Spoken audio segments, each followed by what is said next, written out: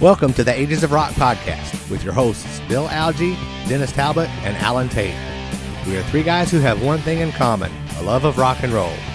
Our goal is to talk about all things rock. We hope you find this show intriguing, funny, and occasionally highly opinionated. Enjoy! Welcome back to the Ages of Rock podcast. You got Bill and Dennis. Alan took the night off. He's playing in a band. Practicing country music, which is like 1 and 2 and 3 and 4. Yeehaw! 1 and 2 or some bullshit like that. Anyway, we have a special guest, Tommy Krash, TK, from the Leviathan Project. And good to talk to you, man. How you doing? I'm good. All good, man. Coming straight from the Red Room. Yes, in Orlando, Florida. There we go. We won't ask what's on the sides of these walls and everything. I'm sure that it's dude, it's so not exciting. There's probably my son's basketball court on this side and my wife's closet on that side. So there you go. Well, there you go. Oh well, that's how it works, man. You got to take what you can get, right? Yep, that's it. So you got a new exciting project coming out, or well, it just came out, right? June 4th. So it's only been a couple weeks. Couple weeks, yep. Let's talk to us about that. How's it going so far? Good, I think. We're selling cassettes, we're selling T-shirts, we're doing the streaming thing, doing a boatload of interviews, and we're on an indie label, so we're trying to do our best to promote it and get it out there. And it's kind of coinciding with Ripper doing his KK's Priest thing, so I don't know if that's good or bad, but doesn't really matter to me. Yeah, I mean, maybe you can catch a little drag off that too. So who knows? Yeah, not a bad thing. We're thinking so. Yeah. So, yeah. But no, the response has been really good as far as I know. Yeah, I've listened to it. I think it's really good stuff. I have too. Yeah, I do too. I like it a lot. It was 6 songs. I was looking for number 7. I'm like 7, 8, 9, 10. They're coming. So how long this project? Go ahead. Sorry, go ahead. No, I was just going to say that. This project you were talking about. Here's Ripper. He's got this thing going on with KK and everything. So when did this project start? When did you get going on it? I think Tim sang the first track in December. I started recording the song Leviathan back in April, and I had no intention of asking him to sing on it or having anyone else play on it. It was just kind of a studio thing I was doing. Just the song. That's all it was. And, one song came out really good. So I said, hey, let's try another one with Ripper and the guys. It came out really good. And we just kept on going. And we eventually hooked up with Chip, a guy I had an old Britny Fox connection with, our publicist. And, he helped us, pitch it to some labels and see who might be a good fit to put it out. And here we are. There you go. That's awesome. Because like I said, we've had Ripper on before, actually, and we've had Tommy Paris from Britny Fox on before. Yeah. So did you ever play with Tommy, or was you in the band at the same time, or how did that work? Yeah, we did a tour together in 2007. Okay. We did the first Rocklahoma, and we started working on an acoustic record. Billy Childs, Tommy did some vocals. We never got a chance to finish it before the tour started. And I had been holding on to those acoustic tracks for years and years. So I finally put it out in like a really limited release last year. I got you. Cool. Yeah. So this thing here, it started out as something when you say like when you wrote Leviathan and you're going through, is it something that you started working on? You're the catalyst of this whole project? Okay. Yeah, that's why you're stuck interviewing me and not Ripper. Right? Well, I don't feel stuck, actually. It's not a problem. It's not a problem. Yeah. Ripper's not in a red room, so. Yeah.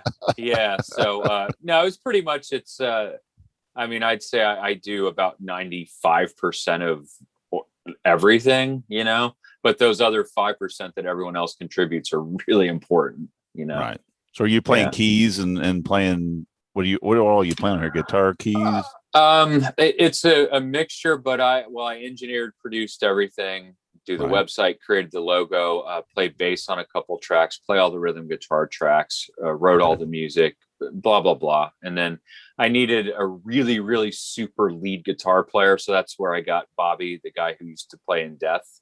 Right. Just an amazing technical guitar player. And obviously, Ripper doing the vocals. And then a friend of mine, Matt, who I played with back in Philadelphia, he does some bass on other tracks. He helps co-write a bit and add some melody to the songs. But yeah, I suppose if I died tomorrow, then Leviathan Project would be done. Sounds like that might be true. So you gotta hang around because we need more. We need a few more tunes out of that thing. Exactly. Yeah, for sure. No, because I'm actually, I'm not a lead. I've never been a lead player. I'm more of I've always been a rhythm player. And that's one thing I did like about this album. It caught me the rhythms in this thing. Guitar is really chunky. It's good. I like the rhythms in it. I like the picking on it. I mean, so yeah. Oh, thanks, kudos. It sounds cool. Good, actually.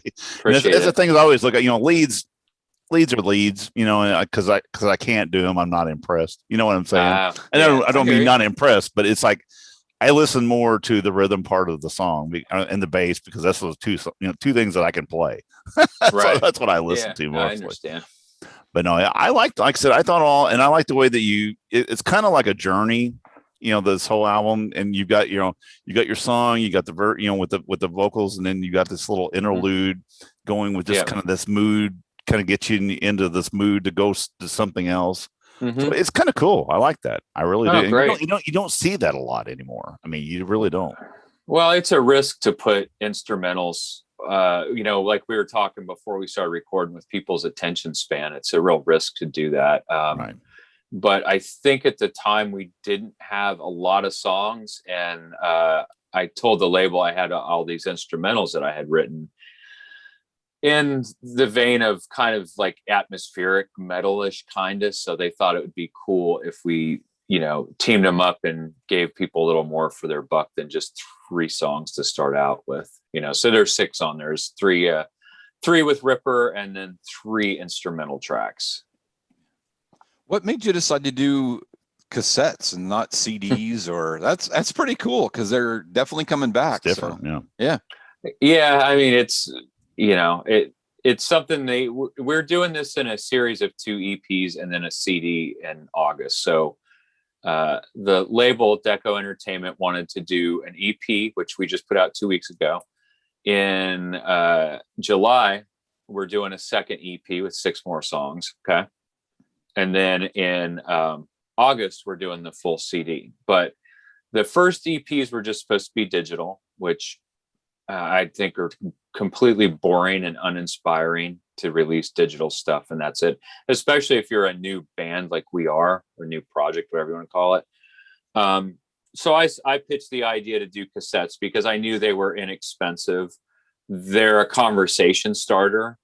And it's a neat collector's piece for people our age that are fans of hard rock and metal. So that's why we did it. It's interesting. A buddy of mine gave me some records, and inside the some vinyl, and inside the box there was a box of cassettes. And I opened up the box, and I'm like, I was more excited about getting the cassettes in the box than it was about the records. So there's some pretty cool stuff in there. Some old GNR stuff, original, cassettes, and some there a couple of Def Leppard cassettes, things like that. Things that I had at one point in time, but don't have anymore because I've kept all my CDs, but my cassettes decided to go take a walk. So I just pulled up my Spotify. There it is, Leviathan cool. Project. So awesome. Anyway, you're on there. Very cool. That's my easiest way to. Well, you know what? Because my truck now has no CD player, has no cassette player. Yeah. Straight. Well, and I realized that too. So on the website, I did put I put liner notes on the website, so it tells you who wrote each song, who played what, because I like that stuff. I like opening a CD, a cassette, an album, and saying, "Oh, this song sounds a little different because Ripper wrote the lyrics or something," or this guitar solo is different. Who did this guitar solo? So I included that all on our website. That's really cool. That's really cool. Yeah. So is the second EP is already written or recorded, or is it? Yeah, it's done. Yeah, Cool, it's cool. everything's done. If you go to our website, LeviathanProjectBand.com, Right. there's the artwork for the new EPs already up there, and I think the track listing, I already put all that up there. So Cool. it's done. I think July 7th or 9th it's coming out. Okay. Oh, that's not soon. too far. That's Yeah. cool. Couple Yeah. weeks. Yeah. And it's going to come Yeah. out, like I said, it's going to come out in a whole one deal then. Yeah, so the Later on. second EP won't be cassette. It was just the first one, just to kind of, do something different. Second EP's digital. The third piece of this will be the compact disc, and that will have all 12 songs. I think we're going to have another Ripper song on there, a heavy one. And we're also going to have a couple demos on there, because when we started this, we had Matt, our bass player. He's got a really great voice. He kind of sounds like Don Dawkins, right? Cool. And to make it easy for Ripper, we wrote all the lyrics and melody. We would send it to Ripper, so he kind of would have a guide track to work from. So you'll get to hear how those songs sound with Matt singing. You'll understand what Tim listened to in order to get to the point where he got. So there'll probably be about 15 tracks on there. That's really cool. Give you kind of a progress thing. It's like here, kind of behind the scenes. Yeah, exactly. And I mean, they cool. sound, I think they sound cool. I mean, we really got demo-itis, Matt and I, because we love the song so much with his voice. We're like, we couldn't imagine what Tim could do to make him better. But Tim's a professional. I mean, what he did was incredible, I think. Yeah, he's definitely a very unique lead singer for sure. He's got a unique voice. He's just great. And yeah, we're very happy with that. Yeah. I mean, he's got that, of course, he sounds like, of course, because he went with Priest, but he's got his own special brand. I mean, he really does. I was listening to it today on there, and I'm like going, I can hear the Priest in it, but it's different.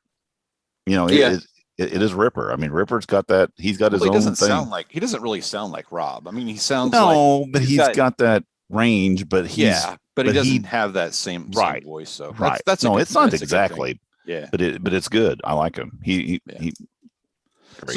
So when you started in April of last year. So was this a COVID kind of thing you did while you were down from that, or were you already working on it kind of prior to that, or you don't really have anything to do with each other, which is also an option? Well, I mean, I had the time at home because I wasn't working in April because of COVID, and I've always been a big fan of 80s thrash metal.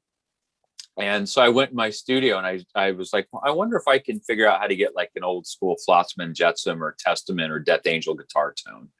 And when I was experimenting with guitar tones, I came up with the riff, which was Leviathan riff. And I just kept on going about it and writing it. And I got together with the drummer to actually record the song. And I just dicked around with the song until December. And then finally I was like, well, maybe I should get someone to sing on it. So there was no master plan to this at all. Just kind of come into place at that point. Yeah, it's easy working with these three guys. Like I've said on some other interviews, if it was difficult, I wouldn't do it. But it's way too easy. They make it too easy for me to keep on doing this music. So it's fun. So for me, it's interesting because I'm a guitar player too, and I always kind of chased a tone for a long time till I found what I wanted. So to get this tone, what you're doing, were you using like a traditional tube amp, or were you going like the Kemper kind of situation? We were using modules and all that stuff. I mean, how did you get to that point? By using free junk. That's even some of the best ways to do that. To be honest, yeah, man. I don't even have a real amplifier at this point. I have an old crappy Kramer. I don't know. It's a Kramer from the 80s. And I think I got some free plugins for my recording program that I used. I used some, I don't even know what the hell they're called, man. I figured out a way to make them sound really good. Right. And yeah. So no, it's literally like just out of the box garbage I used. And it's actually really funny because, like I said, I've been playing guitar for, well, I'm 50. I'll be 56 this year. I've been playing guitar for almost 40 years, and I have chased that tone, for years. I need to get that, this amp, this guitar, and I've got a ton of shit, but I finally got it. I finally got what I want. But like you said, it doesn't matter where it comes from, as long as you get to that point, then it's good. And like I said, and people find it in the most unconventional ways. It could be something that you weren't even planning on. All of a sudden, it's like going, God damn, that's the sound I'm looking for right there. Yeah. And the thing is, if you solo each guitar track, they sound horrible independently, but when you put it all together, true, it works good. Yeah. So it was fun. I love doing it. And I mean, I call it junk, but I mean, the technology, it's not junk. I mean, it's 1,000 times better than we had 10 years ago. But so you're using like a Pro Tool system is what you're using, just basically a computer. It's digital. Logic. Yeah.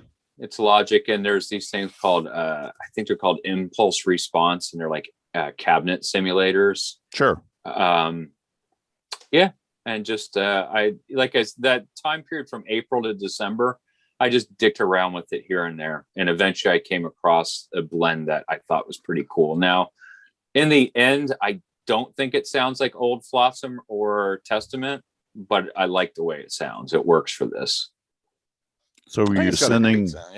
Oh, I think that sounds great. Yeah. Also, so were you sending the parts out? I know you had your studio there, but you were sending the parts to whoever to do, and they were doing them in their spot, remotely, and then coming back and then sending it back to you and all that stuff. Yeah, I think that's just amazing. Nowadays you can do that. I mean, I really think that it's changed, especially during COVID this last year. There was a lot of music being made. But it was being sent here, done here, sent here, and then all put together at some point. And then it turned out to be great music. Yeah, it's, cool. Over the last 15 years, if people been getting into recording, they've struggled and they've tried to figure out how to do it. I mean, still you can have, people all over the world and do it. And if they don't know how to use the studio or they don't have the ear for it, it doesn't work. But it's tricky. It takes an awful long amount of time and tens of 20, 30, 40 mixes to get it right. I mean, I'm literally like exporting it to my email, going out in my car, listening to it in my car for 5 seconds, coming back in and tweaking it. It's like I did in the old days with CDs or cassettes. Isn't that crazy though? The car is your best place to find out if the mix is right. We used to do the same shit. Yeah, and I think it's I think the making of Pump by Aerosmith, there's a clip where Steven Tyler's out in his old car and they're listening to cassettes or CD mixes. Yep. I often wondered if someone has ever tried to just build a studio using the car frame. I know somebody who actually recorded a set of drums in the back of a van. It was all carpeted and they mic'd everything, shut all the doors. And it's probably one of the best drum sounds I've heard. For a home recording. It's fucking good. Yeah. Yes, fun. It has happened. I love home recording. I love it. We had a guy kind of make an offer like, man, how would you love to go in a big studio with this big fancy board and record it? And I didn't have the heart to tell him, not really. I'd rather stay at home and not deal with you.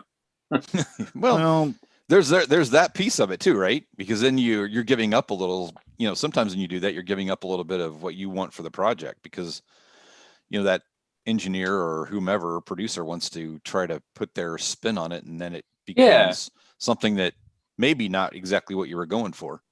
Absolutely. And I mean, the thing with this, I didn't know what I was going for it, but when I did the first song, it worked really good. So I'm thinking as I continue to write songs and work on this, I'm not going to change anything because I think that myself as a metal fan, I like consistency for a good amount of time. It's like if I listen to Power Slave by Iron Maiden, I really don't like them dicking around with that sound too much. If I'm Iron Maiden, I want to hear Iron Maiden songs. I don't want to hear them play Dream Theater style. So I'm not going to fool with this too much. Yeah, it's like AC/DC. You know an AC/DC song when you hear one. You know from the very first note. Don't fuck with it. Don't fuck with it.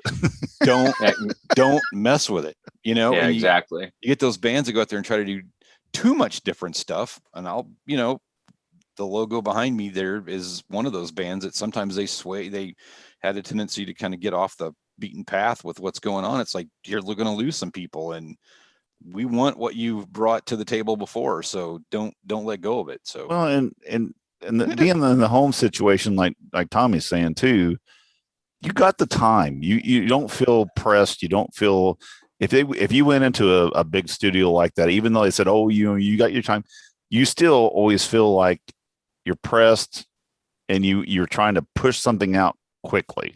Absolutely. When you're at home, you know what? If it takes an extra month, who gives a shit? It's costing me. It's costing me dick. I don't have to call. It's nothing. It's just another electric bill this month. Okay, who cares? I mean, it is, and it gives you time, and you're at home. I mean, what a better place to if you're kind of stuck on something and you want to think about something, to be able to not be in a studio or some places you're not familiar with the surroundings. Go take a shit in your own bathroom. Whatever you got to do. You know what I'm saying? And then you're there, and it's like walk outside and mow the grass for a little bit. All of a sudden, oh my God, this is it. This is what I need. And then you go back in and you take care of it. Yeah, exactly. I think the home studio is great. Yeah, definitely. Tommy, talk about some of your influences. They're all over the board. I mean, at our age, we've come to like everything. I like everything from whatever Rat to Kataro, which is a new age artist, and Dark Throne, which is a black metal band. I really like it all. Yeah, I mean, even country. I mean, there's whatever, man. At 48 years old, that's how old I am. I've learned to just I find interest in everything over the years. Someone mentioned, I don't think you can see it, but I have a Spice Girls poster behind me, and someone thought it was a joke, and it's like, well, kind of, but if you listen to the 3.5-minute pop songs that someone wrote for them and the way they're produced, they're really good. And I'm more interested in songwriting than musicianship sometimes. So you'll probably never hear a Leviathan Project song more than 4 minutes, maybe 4.5 minutes, because I like to get the point across the chorus a couple times and then get out of there, because I think that leaves the fans or the listeners, you want to hear it again. You're like, man, I didn't hear that song. I didn't hear that chorus enough. So sometimes I'll just end a song with one chorus, guitar lead out, and that's it. So I've learned to take, different things from all styles. And Tommy, that's a good point, because your album, the way you're doing this, it's kind of it's not a straight out rock and roll album. It is a kind of I don't even want to call it prog rock, but you know what I'm saying? It has that, because you got instrumental, but you're going to get into like the situation with some of these bands. You throw that 13-minute song in there. That song's never number one. It's going to get played. Nobody's ever going to fucking listen to it. It's just empty space on this record. That's one thing I liked about when I went today. I listened to it. I was going, love that, love it, love it. Oh, there's instrumental. Great. Got in, got out, did my shit, and that's a really good way to think about it. And like I said, don't throw a 9-minute song in there, because you're going to lose everybody. Well, again, that's our attention span. I mean, I personally don't have the attention span to listen to. Well, for instance, I tried listening to the new KK's Priest song that came out last Wednesday or whatever. And not that I didn't like the song, but it was 6 minutes long. And I tried listening to it at 3 different points during that day. And I hadn't finished it. Get about 2.5 minutes in. It's like, damn, I got to do something. And it's like, yeah. So so I'm conscious of that. If you go back to the old 50s rock songs, time those, they're about 2 minutes and 30 seconds. They do what they need to and they get out of there. So for a while that was a staple, right? You couldn't get a song on the radio if it was longer than that.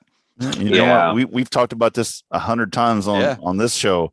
Van Halen albums, 36 minutes at the most, and you're songs. Out, and it's fucking good. I mean, just boom, you just made gold. Get the fuck out, Exactly. Yeah, and you I kept think everybody's that's interest. It's really true today with our attention span. So, especially with the younger. If you're trying to bring anybody in that's young, you got to have that. You got to have it in and out, make them bring it in and then get out. So, yep, absolutely. Well, that's cool though. I like the way you're doing it. I think it's gonna. I think the second one's gonna be really. I'm looking forward to hearing it, and then getting the whole project. And like I said, I like the behind the scenes kind of things you're talking about. The some demo kind of stuff. That's cool too. It's always cool to see that. Yeah. So, are you thinking about or hoping to get this out somewhere? I mean, like out on the road to do any shows or anything, and what are you working on that might be band related other than that project? I talked last week about doing some shows, and Tim's got some solo stuff he does, and he's committed to a couple shows, and then he says after that he's tied in with KK's Priest, and I don't know for how long that is. So obviously, if Tim's not available, that kind of stops it right there. Not to say that we wouldn't do a one-off, or if a festival was open to us, I think we'd consider it. So touring, no, I don't want to do that, but besides that, this is pretty much what I work on. I mean, I have some other projects in the studio, different styles I'm doing, but nothing to really mention at this point. Okay. I think it'd be really cool to see that, like I say, at a festival situation. I think it'd be really kind of cool because because you got, you have your, especially if Ripper can do it, and then you got him as a, and then bring everything in and boom, here, check this shit out. Yeah, no, I think it would be, I mean, good. Everyone I've talked to seems interested in it, but it's just it's working around his schedule, and we're all older. We all have different schedules going on. So maybe at some point it'll work. If not, I keep writing, anyway. That's good. Yeah. Never give up. Never give up. Yep. Yeah, for sure. No, like I said, we like to see more projects, and the whole point is just getting new music out. We keep hearing the old adage, rock is dead. There's no, it's like there's rock out there. You just got to find it. And the thing is, it's just not, but it's not being played on mainstream radio. No, not at all. No, you can't. No. I mean, you can't find shit on radio, unless it's, unless you want to listen to all the classic rock, yeah, or some new stuff you really don't want to listen to. So, and the same songs you've been listening to for 50 years, 40 years. That's the deal there. Yeah, exactly. Well, Tommy, thanks, man, for spending some time with us tonight. Yeah, it was good chatting with you.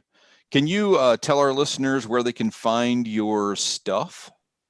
Absolutely. Yes. If you go to our website, LevithanProjectBand.com, it's got all the cassette information to buy those t-shirts. It's got the liner notes for the EP. It's got rundown of some equipment that we use in the band. It's got videos on there, all that stuff. So LevithanProjectBand.com, or just Google it. You'll find it.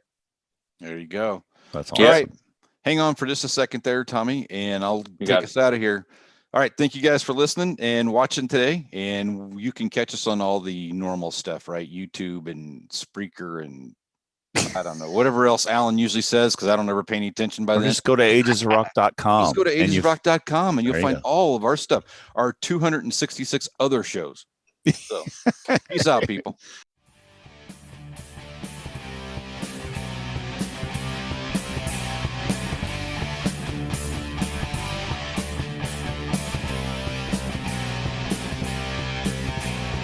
Thanks for listening to the Ages of Rock podcast. If you haven't done so already, be sure to subscribe to our YouTube channel, like us on Facebook, and most importantly, tell all your friends. Remember, you're never too old to rock. Until the next episode, peace out, folks.